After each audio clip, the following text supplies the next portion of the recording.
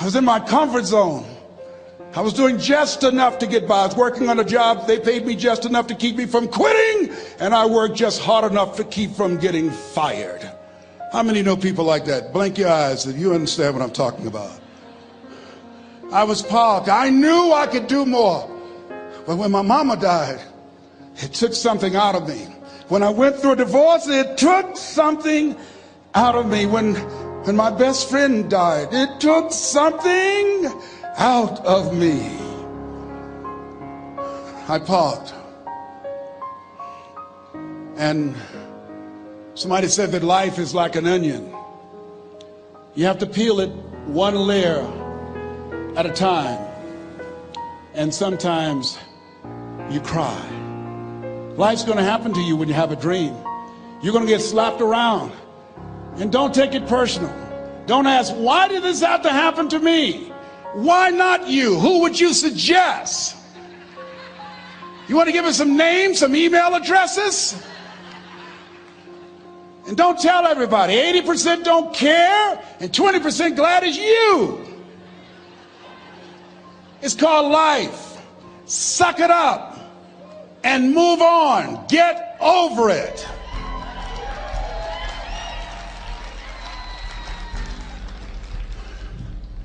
It happens to everybody.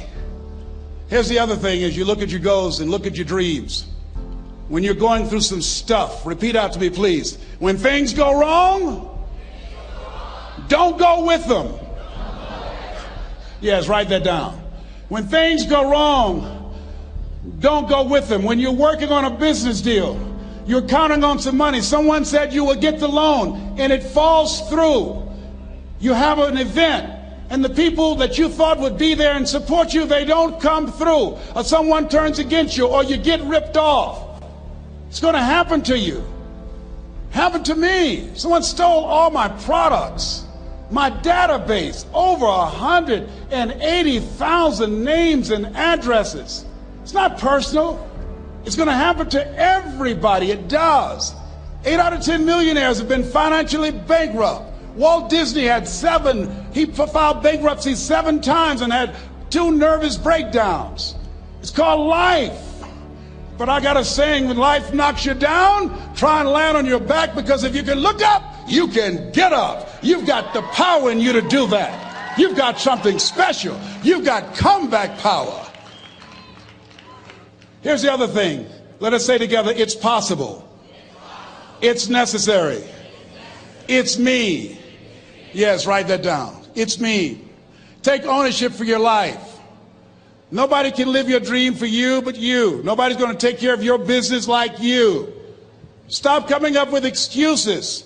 Don't give yourself permission to continue to live a small life. You can't fit a big dream into a small life. Give yourself permission to go for it, to test yourself, to challenge yourself, to live full. I like the saying, always strive to get on top in life, because it's the bottom that's overcrowded. The reason you're here is because there's something in you that says, I can do more. This just can't be it. There's something in you. There's a calling on your life. There's something in your heart that caused you to get dressed and spend the money to go to seminar after seminar and listen to message after message and speaker after speaker. Because there's something in you that tells you this is not it for you. You have not peaked here. There's more in you that you are expressing. Eye has not seen, ear has not heard, nor has entered the heart of mankind what's in store for you if you challenge yourself, if you persist and persevere, if you take ownership for your life.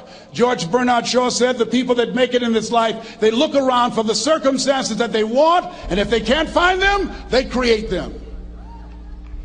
Create what you want. You have the power in you to do more than you can ever begin to imagine, to control your destiny, to make a difference in our children, to make a difference on the planet, to make an impact. Let us say together, it's me. And let us say together, it's hard. Say it like you know it. Say, it's hard. Ladies and gentlemen, it's hard. There are people who have seen their retirements taken away from them by the corporations that they work for. They were within 2 or 3 years of retiring, and they had it taken from them. The number one entrepreneurs in this country now are senior citizens. The number one employer, number two, McDonald's and Walmart. And there's nothing wrong with those jobs. I guarantee you those people did not have a plan to end up living their lives at the end of life with those types of jobs. And they didn't have a plan like you have, and while you're investing in yourself, not to. And it's hard. There are people making choices between purchasing prescription drugs or paying for gas or a mortgage note. It's hard when you're working on a job for 20 years, 30 years, give them some good years, and then they come in and tell you, we've downsized. In other words, you're fired. And then you have to start all over again. How many of you know it's hard? Raise your hands, please. It's hard. And it's not fair. One of the things I like about T. Harv is he talks about work and investing in yourself. It's not fair when people are going up against that kind of stuff to tell them just think positive and be enthusiastic and everything will work out all right. Ain't that kind of party. It's hard. Life will put some knots on your head. I bought my first home for my mother. I was rushing, didn't know what I was doing, and I bought a home that had a lien against it. And they called me, Mr. Brown, yes, there's a lien against your property. We need $55,000 if you're going to stay there. Wait a minute, sir. I just bought this home. The guy told me there were no liens against it. I'm not the one that owe you the money. You should have checked that out, Mr. Brown. Come on. I called my attorney. We followed up. Yes, Les, there's a lien against the property. But he told me there were no liens. He lied, obviously. Oh, my God. He told me he wanted to help me because he admired the fact that I was buying this home for my mother and that he was adopted, and he identified with me. Les, he suckered you. He played you, man. So what? Well, would they take payment arrangements? What about $5,000 a month? They want all the money, Les. They want all the money, or you're going to have to get out. The house is going up for sheriff's sale. Do you have it? No, I don't have it. Can they give me some time? Tell them to give me 3 months, please. Give me 3 months. My mother's in her 70s, man. She has a bad heart. Don't do this to me. This is my dream. Don't do this, man. Please, let me talk to them. Les, I'm talking to their attorney. They don't want to talk to you. I've got to talk to their attorneys. Do you have the money? No. Will they give me 3 months? No. What about 2 months? No, Les. They want the money in 7 days. Oh, my God. Let me call you back. I'm not sure. And I walked the floors thinking, God, how could this happen to me? I got to figure this out. I got to figure this out. It seemed like the days were just ticking off. Thursday, I had to call them and let them know. They called me, Les, do you have the money? No, I don't. Friday, you have to leave. The sheriff will be there. You're going to have to leave, Les. They're going to take my house. What about my down payment? You lost it, Les. You lost it. Okay. I got to go. Yes. I prayed, Lord, please, if you show me that you're real, if you're really real, you think Paul worked for you, you haven't seen anything. Don't let me lose this house and watch what I'll do for you. I was trying to cut a deal. Have you ever tried to cut a deal? It's amazing how spiritual you get when you get in trouble. You know what I mean? When I was diagnosed with prostate cancer, I was going to bed with the Bible and the Holy Quran and Science of Mind and Joel Goldsmith, everything I could find. I was praying to Jesus, Yahweh, Melchizedek, everybody. I was calling on everybody. It's amazing. And here I was walking the floor at 3 o'clock in the morning, and I had to go and wake my mother up. I got on my knees and I said, Mama, I need you to wake up. She said, what's wrong, Leslie? I can hear you walking back and forth. I'm not asleep, son. I said, there's something I need to tell you. She said, your eyes are red. Why are your eyes red? Because I feel so stupid now. Why? we got to move tomorrow. Why, Leslie? There's a lien against the property, and they want $55,000, and I don't have it. And we're going to be set out tomorrow. We have to go back to Liberty City. So she said, it's okay. I don't like this house anyhow. I said, why? She said, because of my arthritic knees. It hurts my knees when I go up the steps. I said, and why didn't you tell me? Because you were so happy. I just said it because you were happy. I'll live in a shack with you, boy. I love you. It's not the house. I love you. I love all my children. I said, thank you, Mama. Thank you. And the next day when we were in the truck going back to Liberty City, and we pulled down 68th Terrace, the neighbors came out and said, wow, Mamie, y'all coming back? Are you back? Yes. What happened to the home your boy bought for you? Those boys you adopted. Leslie didn't do a title search. He made a mistake. And boy, I was so humiliated. How many ever made a mistake that you were just humiliated? Raise your hands. I was devastated. I was taking the furniture off the truck, and my mother came, and I was crying. And she said, boy, I said, yes, ma'am. She said, hold your head up. I said, Mama, I can't. She said, hold your head up. I said, why? Look what I've done. She said, it's okay. It's okay. You are going to make a lot of mistakes in life, young man. You're going to fail your way to success. You have nothing to be ashamed of. Keep your head up and take that furniture back in the house. I said, yes, ma'am. And I learned something from that. If you ever go through something, hold your head up. If you ever make a mistake, hold your head up. If you ever do something that everything goes wrong, life catch you on the blind side, hold your head up. It's not over. Goethe said, that which does not kill you will make you stronger. Hold your head up. Shake someone's hand on your right and left and say, hold your head up.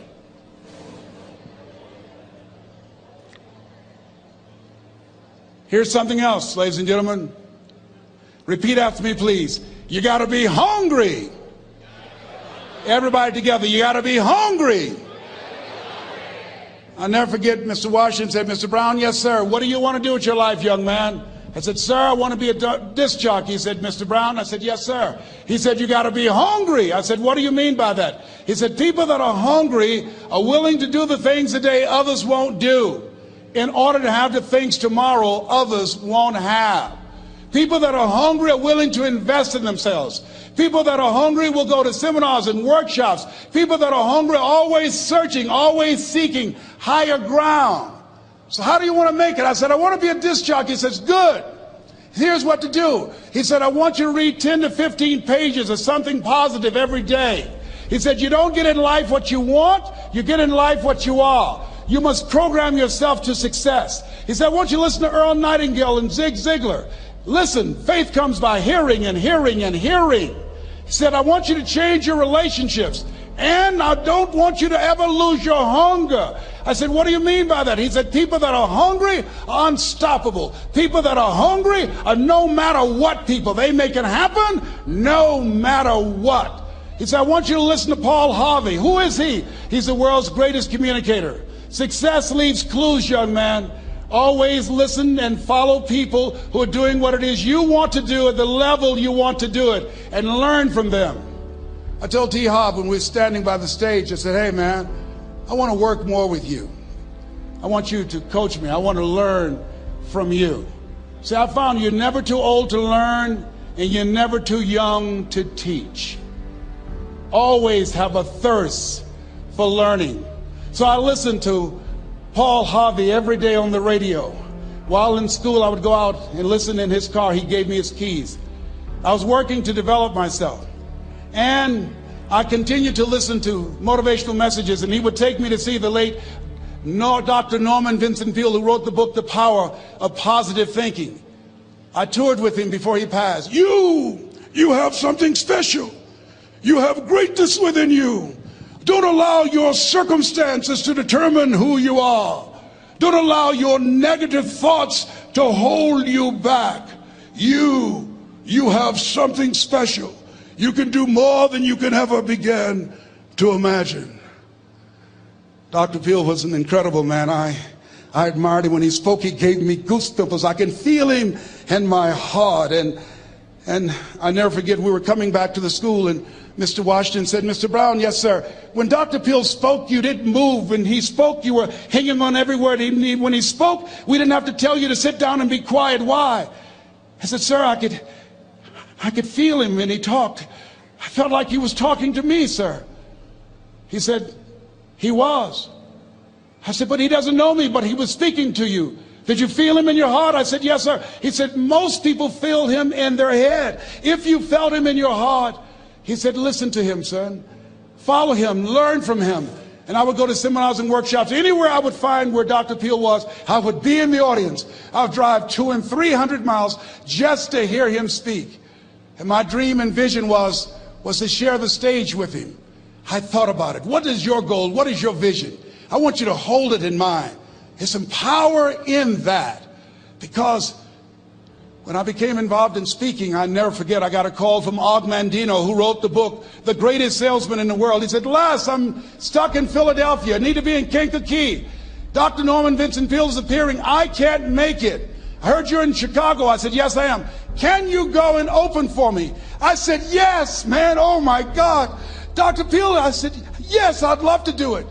And I went there and I came. I said, hi, I'm Les Brown. He said, you're not the band of renown? I said, no, I'm Mrs. Mamie Brown's baby boy. I'm here to speak.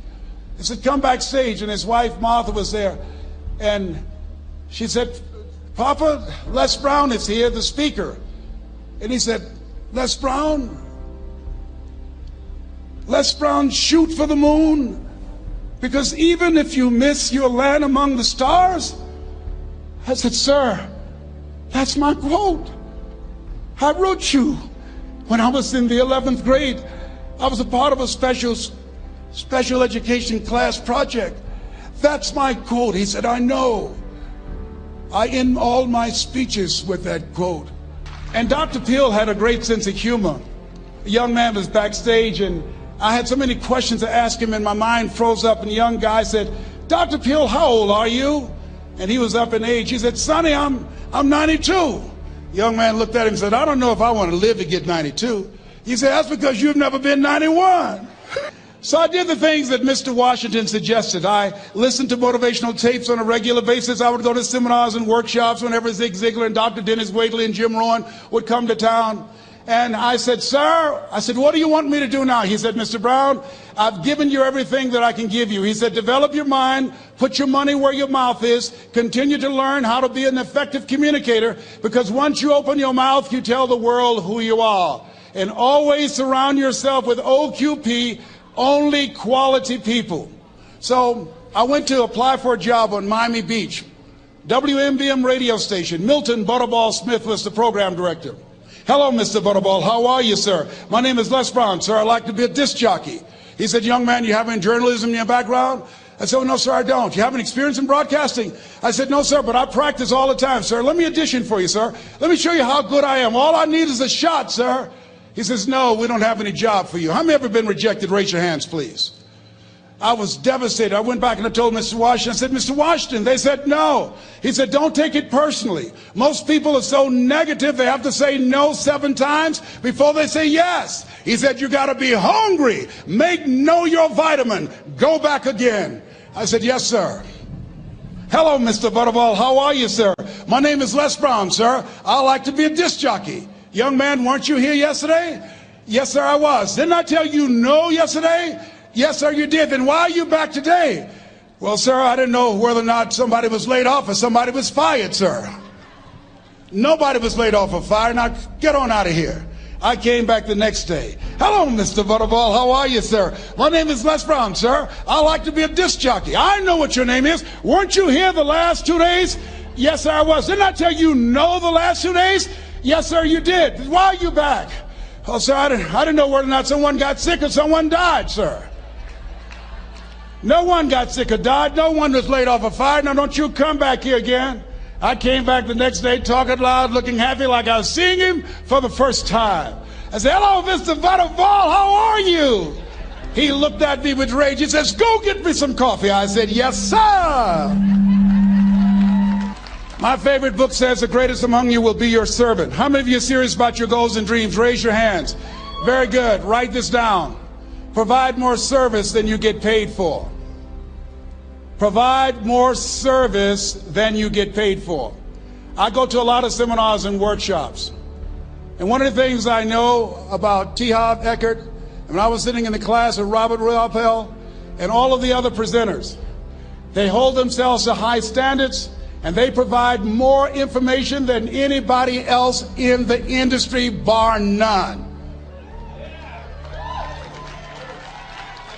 They hold nothing back because their commitment is for your success. And when you hold yourself to high standards, write this down, impact drives income. That's why you're here. Because the training, the seminars, been making a difference in your life. If they did not have impact, 200 or 300 people would be here, if that amount. Impact drives income. So I became the errand boy for the disc jockeys. I would go get their lunch and their dinner, and I would bring it to them in the control room, and I'd watch them working the control boards, knowing my time will come. Write this down. I expect to reach my goal. Yes, you want to operate with a spirit of expectation.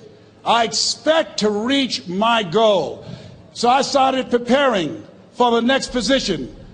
Never forget one quote that I heard. As you look at your life, you look at your goals and dreams. It's better to be prepared for an opportunity and not have one than to have an opportunity and not be prepared. If you expect to reach your goal, prepare yourself now. And so then pretty soon, the guys at the station, they begin to take a liking to me. Write this down. Build relationships. As you're aware, people deal with people that they know, like, and trust. And so they would say, Leslie, yes, sir. Come here, yes. Come outside. Who did this? Oh, your car? Yes. Who cleaned my car? I did, sir. I would wax their cars on the weekend, inside and out. How much do you charge? Oh, nothing, sir. I just wanted to help out. I was providing more service than I got paid for. I was building relationships. They said, whoa, look here. Donna Ross and the Supremes are coming to town. The Four Tops and the Temptations. Here are my car keys. Pick them up for me. Take them to the Fontainebleau Hotel on Miami Beach. I said, yes, sir. I would drive them all over Miami Beach in their big, long Cadillacs. I didn't have any driver's license, but I was driving like I had some. Then one day, it was a Saturday afternoon, a disc jockey by the name of Rockin' Roger was drinking while he was on the air. It was a Saturday afternoon, and I was the only one there. Rockin' Roger got so drunk, he could not complete the show. He started slurring his words. He's about to fall off the chair. And there I was, looking at him through the control room window, walking back and forth, young, ready, and hungry. I was saying, drink, Rock, drink. Drink, Rock. I'd have gone and get him some more if he'd asked me to. Then pretty soon the phone rang. It was the general manager, and I answered the phone. I said, hello? He said, young boy, this is Mr. Klein. I said, I know. He said, Rock can't finish his program. I said, I know. He said, would you call one of the other DJs in? I said, yes, sir. I said to myself, he must think I'm crazy. I called my mom and my girlfriend, Cassandra. I said, y'all come out on the front porch and turn up the radio. I'm about to come on the air.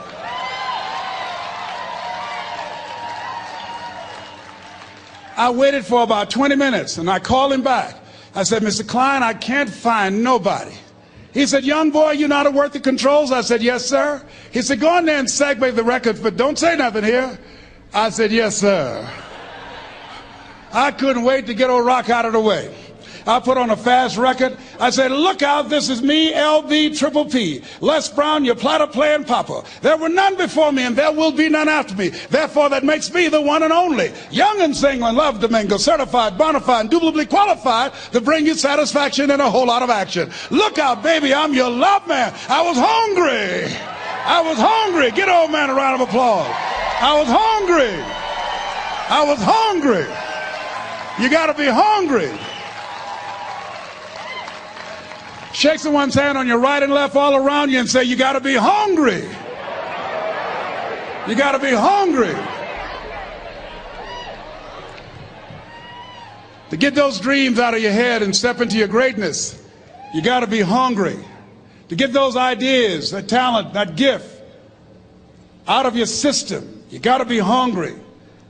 To get up off the canvas of life and understand what Willie Jolly meant, that a setback is a setup for a comeback. You got to be hungry. People that are hungry are willing to do the things today others won't do in order to have the things tomorrow others won't have. How many of you got value out of what you've heard thus far? Raise your hands, please. Very good. I'd like to leave this with you. I don't know what your goals are. I don't know what you want to do. Here's what I know about you. You have greatness within you. Here's what I know about you. I can help you to live full and to die empty. I can show you what I've learned. If anybody told me that I would be doing what I'm doing now, I leave here today, I go to New Orleans and speak there, then I'll be flown to Barcelona. If anybody told me, given my circumstances, born in an abandoned building on a poor section of Miami, Florida, called Liberty City, both my birth parents stood up and said, hello, son, I would not know either one. Being labeled educable mentally retarded, put back from the 5th grade to the 4th grade, failed again when I was in the 8th grade, no college training. Anybody told me the principles that I would teach you, that they would have the impact that it has had on my life. This Les Brown that you see, I did not know he existed. And I tell you that you have greatness within you. You have the ability to do more than you can ever begin to imagine. Come into the room with me, and I guarantee you your life will never be the same again. I like to leave this with you. I don't know what your goals are. Mine is to find a cure to autism. Mine is to find a cure to breast cancer and to prostate cancer. Mine is to work with our youth and to reduce the recidivism rate in our prisons and help young people learn how to become an asset to our society rather than a liability. Mine is to train speakers to become great communicators, to speak from their heart, not their heads, and teach them how to impact and create a new conversation so people can see the possibilities of life and overcome the possibility blindness that held me hostage for 14 years. I don't know what your goals are, but here's what I know about you, and I don't know you. You've got greatness within you. And I like to leave this with you, something my mother used to love to hear me say. Leslie, yes ma'am, mama. Say that thing for me, boy, that makes me feel good. I dedicate this to you, to the greatness in you, and to the dream that you showed up on the planet to produce. And it's simply this. If you want a thing bad enough to go out and fight for it, to work day and night for it, to give up your time, your peace, and your sleep for it. If all that you dream and scheme is about it, and life seems useless and worthless without it, and if you gladly sweat for it and fret for it and plan for it, and lose all your terror of the opposition for it, and if you simply go after that thing that you want with all of your capacity, strength and sagacity, faith, hope, and confidence, and stern pertinacity,